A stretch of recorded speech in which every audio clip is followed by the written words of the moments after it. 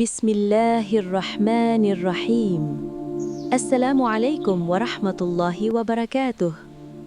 প্রিয় ইসলামী ভাই ও বোনেরা, আজ আমি আপনাদের সামনে রমজান ও রোজা সম্পর্কিত অত্যন্ত গুরুত্বপূর্ণ কিছু হাদিস তুলে ধরছি। অনুগ্রহ করে মনোযোগ দিয়ে শুনবেন। 7 প্রকার আমল। হযরত সৈয়দুনা আব্দুল্লাহ ইবনে উমর রাদিয়াল্লাহু আনহু থেকে বর্ণিত, নবী করিম সাল্লাল্লাহু আলাইহি ওয়াসাল্লাম ইশারা করেছেন, আল্লাহ নিকট কাজসমূহ 7 প্রকার, 2টি ওয়াজিবকারী, 2টি প্রতিদান।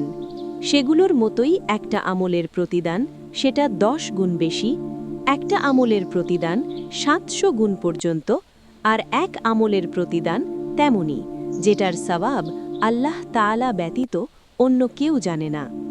যে 2টি আমল ওয়াজিবকারী, সে ব্যক্তি যে আল্লাহ তাআলার সাথে এমন অবস্থায় সাক্ষাৎ করেছে যে আল্লাহ তাআলার ইবাদত নিষ্ঠার সাথে করেছে এবং কাউকে তার সাথে শরীক সাব্যস্ত করেনি, অতএব তার জন্য জান্নাত ওয়াজিব হয়েছে।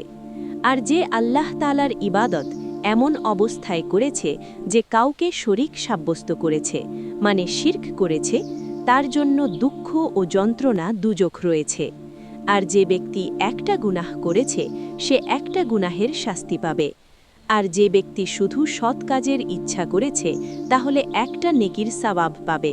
আর যে নেকির কাজটি করে নিয়েছে তাহলে সে 10 নেকির সওয়াব পাবে।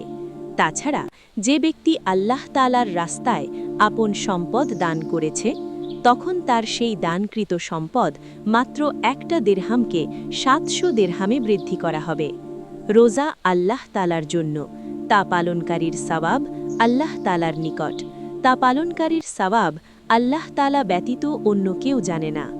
প্রিয় ইসলামী ভাই ও বোনেরা, যার ইন্তেকাল ঈমানের উপর হবে সে হয়তো আল্লাহ তাআলার রহমতে হিসাব ছাড়া অথবা আল্লাহ তাআলারই পানাহ গুনাহসমূহের শাস্তি হলেও শেষ পর্যন্ত নিশ্চিত জান্নাতে প্রবেশ করবে। প্রকৃতপক্ষে ঠিক তার বিপরীতে আল্লাহ তাআলা পানাহ, যার মৃত্যু কুফরের উপর হয় সে সর্বদা দোজখী থাকবে। যে ব্যক্তি একটা গুনাহ করেছে সে একটা গুনাহের শাস্তি পাবে। আল্লাহ তাআলার রহমতের প্রতি কুরবান হয়ে যায়।